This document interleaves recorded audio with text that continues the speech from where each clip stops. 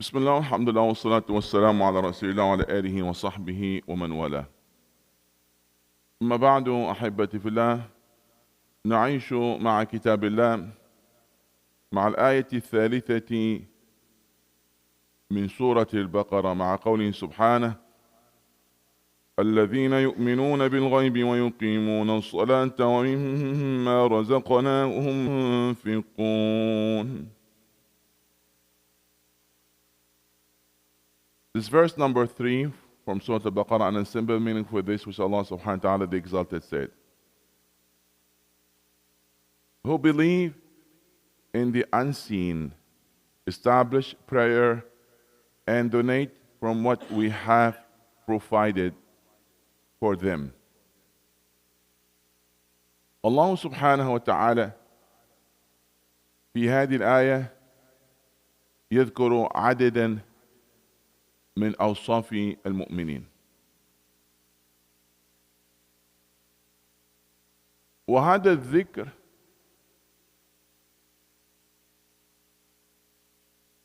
جاء على هذا الترتيب، وفي القرآن لا يقدم سبحانه ولا يؤخر أمرا إلا لحكمة وغاية، مع أن الواو لا تفيد رتبة وإنما مطلق الجمع، فهؤلاء هذه صفاتهم، لكن كونه سبحانه وتعالى يذكر هذا أولا ثم يؤخر هذا لا شك أن ذلك لحكم. سئل النبي صلى الله عليه وسلم بأيهما نبدأ، بالصفا أو المروة؟ قال: ابدأوا بما بدأ الله به. فإذا الترتيب يراعى ويلتفت إلى الحكم فيه. Allah subhanahu wa ta'ala in this verse counted number of sifat, of classifications of the believers, of adjectives that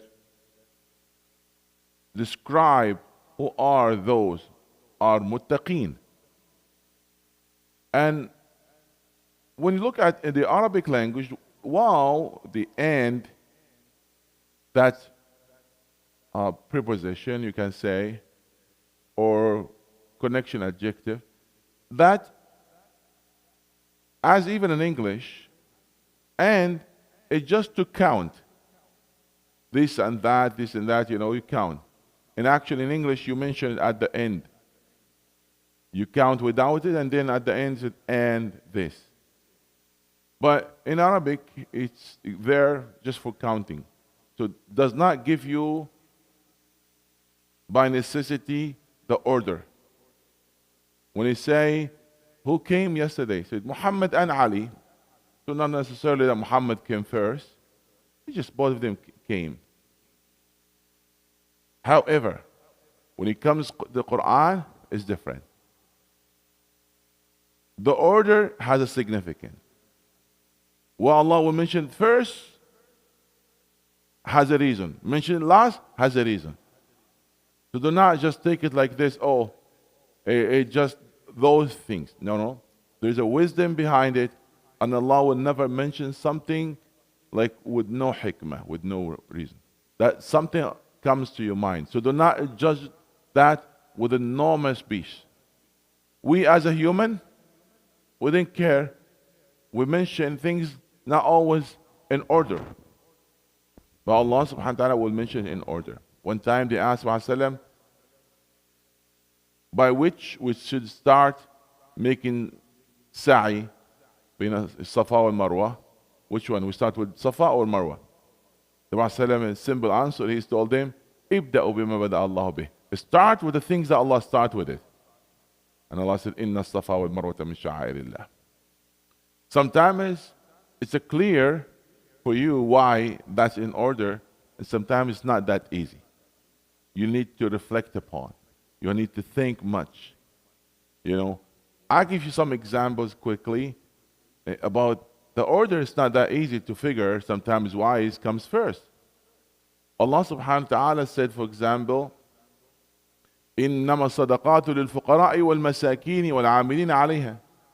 Indeed, sadaqat, which mean here zakah, the obligatory sadaqah, the obligatory charity, which you pay your zakah first, الفقراء والمساكين والعاملين عليها. I'm not here to go into the debate between scholars which one, miskin and faqir, but majority of them agreed that miskin is worse case compared with faqir. This person is miskin and this person is faqir. So faqir, his case better than miskin. Miskin is like worse actually.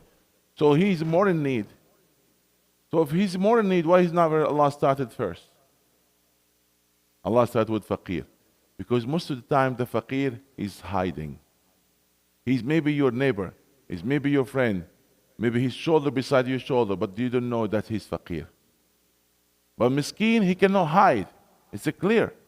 So Allah put emphasis more about faqir, so you look for it. You try to pay more attention for that faqir. Not because of the need.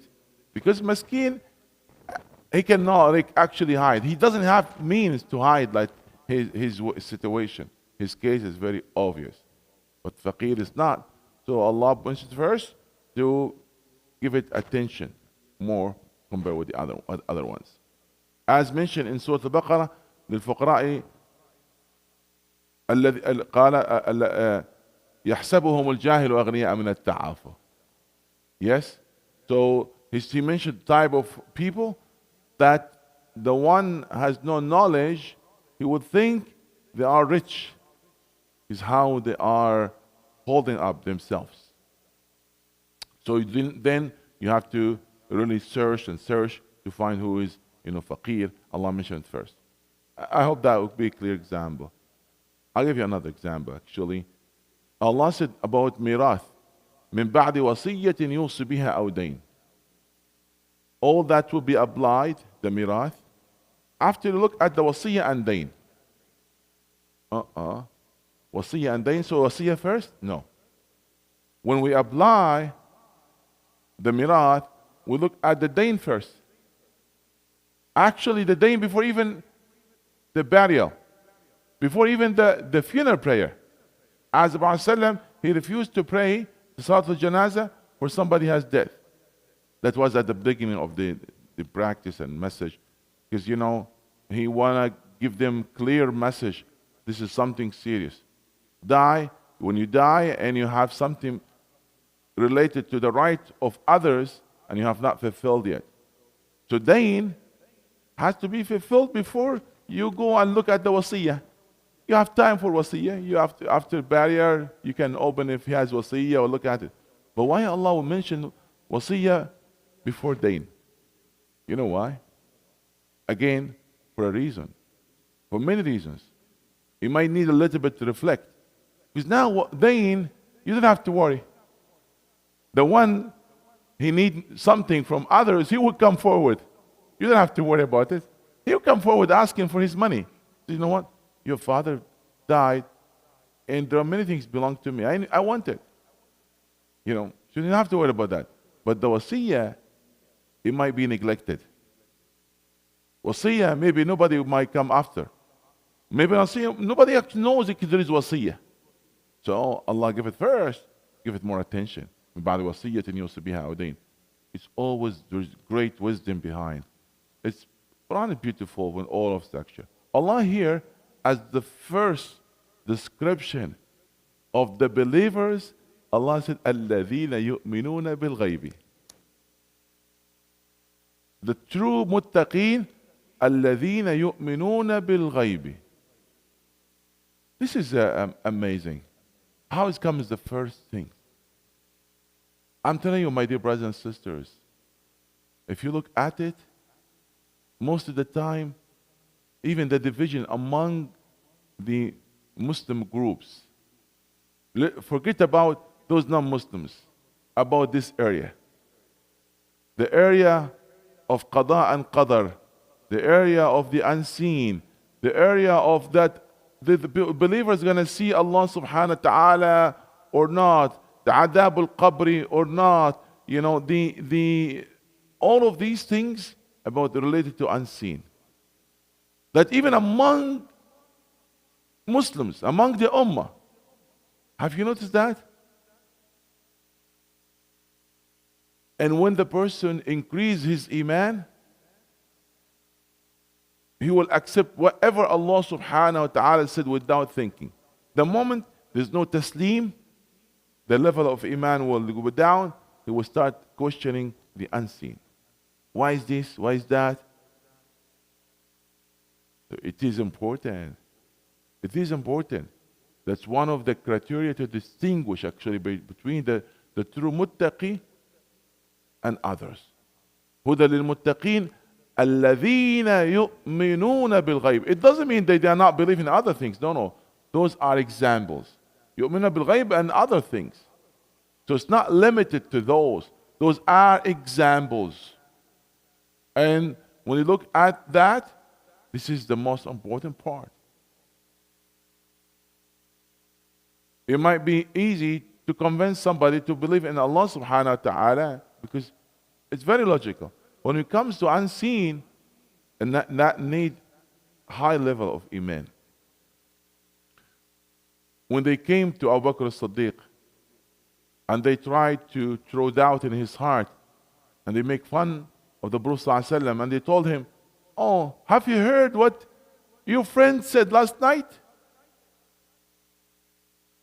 You know what his answer said? Very simple answer. إن كان قال فقد صدق. If he said it, then it's true. I didn't even have to think of it.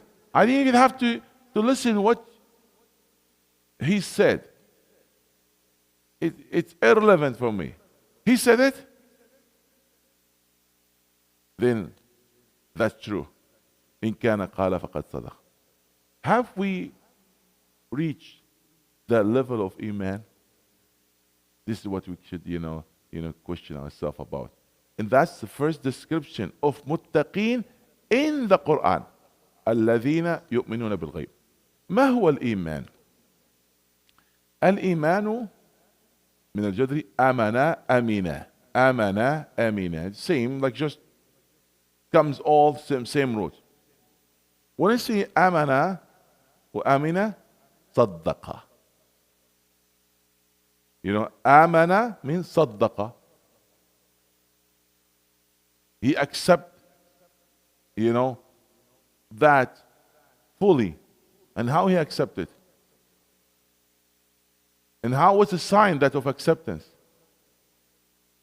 By his heart, his tongue, and all of his body. All of his body. That shows that he's coming forward. There's a sign that will reflect on the entire body.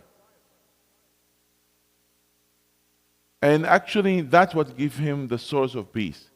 So Iman and Aman are related. الذين آمنوا ولم يلبسوا إيمانهم بظلم أولئك لهم الأمن وهم مهتدون. So Aman and Iman. Aman means security. How that comes? The tranquility and security and peace that comes from Iman. When you have a high Iman, you really have that security. And you have that peace. In dunya and akhirah, and Allah will protect you in akhirah. Anyway, going back to this. ما هو الإيمان؟ الإيمان هو التصديق بالقلب. التصديق بالجنان. التصديق بالجنان. Hey, the Iman, that's first, you believe by your heart.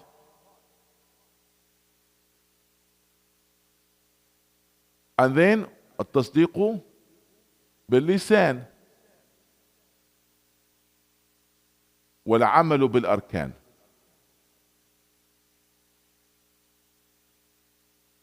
So our 3 steps or 3 levels, you can say. We started by our heart. الإقرار التصديق باللسان بالجنان والإقرار باللسان والعمل بالأركان. One more time. التصديق بالجنان, which is the heart. والإقرار باللسان والعمل بالأركان. 3 has to be. Is that enough to have that belief in the heart? Is that enough? Okay. Yahud, Jewish, at the time of the Prophet ﷺ, is they have belief by heart? They do. Allah said it. Do they know the haqq? الذين آتيناهم الكتاب يعرفونه كما يعرفون أبنائهم. But is that enough? No. That work against them. Because they work against what they know. So they cut all excuses that Allah will grant mercy for them. That's why they are part of المغضوب عليهم. من هو المغضوب عليهم؟ من عرف الحق وتركه. المغضوب عليهم, that Allah be angry at them because they know the truth and they left it. الضالين, they're looking for truth but they miss it. So their case is not that bad compared with المغضوب عليهم. الضالين, there is a way to guide them. There's a chance that they will be believers. But المغضوب عليهم is very hard. Because they know it, but they don't want to follow it. So Iman are 3 parts, and all are related. So you need to believe in the heart. تصديق بالجنان. والإقرار باللسان, to confirm by your tongue. That has to be. Because declaration is a confirmation. And then العمل بالأركان. Walk the walk and talk the talk. He said, I belong to this. That has to be shown by your actions. So it's very important that all of that are related. But we have to be careful how we can decide when for example, a person not fully practiced, he's still a believer, he's still mu'min, but maybe he doesn't have a strong iman. And that's why we say al-iman yanqus wa yazid. You remember that iman could decrease or increase by what? The actions. So when you have a good actions, that will increase. Bad actions will decrease. But doesn't mean that will have no iman if he's not practicing. No, but it might be in the lower level, or it could be masha'Allah in the top of the sky. إذن الذين يؤمنون بالغيب. Let me just reflect a little bit about the ghaib. ما هو الغيب؟ ما غاب عنك. مظبوط. الغيب. But here when we say al-ghaib, there are 3 levels of ghaib, or 3 types of ghaib. غيب زماني, وغيب مكاني, وغيب استقبالي. غيب زماني ماض, وغيب زماني مستقبل, وغيب مكاني. أي هو غيب في الحاضر. If you look at the time, we have a past and present and future. So what happened in the past and you're not aware of it, from your side it's ghaib. But actually it's not ghaib because it's happened already. Somebody knows about it. Those were there at the time, and those heard about it later through the book of history or whatever. So in fact, it's not truly ghaib and unseen. It's yes, from your side it is, but it's not in reality. So that's about the past. The present, something happened in Jamaica. I don't know why I picked Jamaica. Something happened there in Gaza. Something happened wherever. You don't know about it. It's ghaib from your side. But in reality, it's not ghaib because it's happening. Somebody knew about it. But the real ghaib that we for sure say ghaib, that's what's related to the future. That's a real ghaib. That you can say unseen. Because nobody would know about except the one Allah told him about. Is that clear? Okay. And why I'm saying that? Because somebody said, oh, this person knows al-ghaib. Like those kahana and monks, go to, no, they didn't know. You know what happened? Because the jinn witnessed something, or he can get the information, he brought it to you. The Focus News or CNN News, like, a reporter, he might know ghaib. That's something he reported there. I don't know, but that's not a real ghaib. You get the point? So the ghaib, when we talk about ghaib, we're not just considering that, and from your side, we talk about generally that things will happen in the future. Nobody has any clue about it except what Allah enabled that person to know about. This is an important point. So the things will never happen. How you believe in it? It never happened. Why you require me to believe in it? It's beyond my ability. Is that right? But that's a test. That's a test. Why I have to test you for something is going to happen? You tell me that's going to happen if you are truthful, and I believe that you never lie. I didn't need any evidence. It's enough for me to know you. If I know you, I didn't care, of other things. Because whatever comes from you is true. It's enough for me to know that Quran from Allah. And that's done. Whatever Quran tells me, that's true. I didn't have to question it.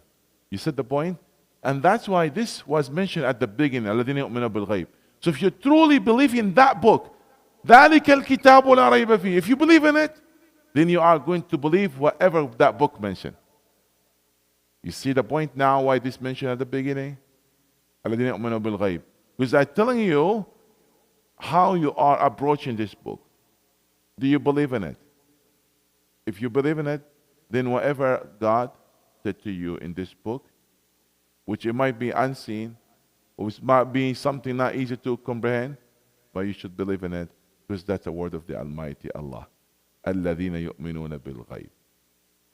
This is the highest level of of test, you can say, where you test the person with the unseen. Testing the person with seen word, it's easy. Is that exist or not? That's happened or not? It's normal. It doesn't need iman.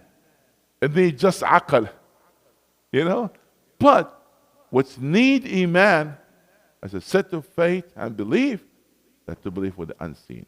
And that's why it's very important to increase your level of iman and study about alamat as-sa'a and ashratiha and what's going to happen in there.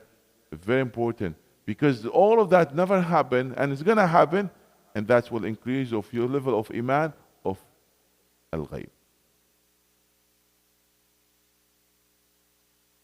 May Allah subhanahu wa ta'ala grant for all of us the true iman, and grant for all of us the love of Him that enable us to be more attached to His word, to His book.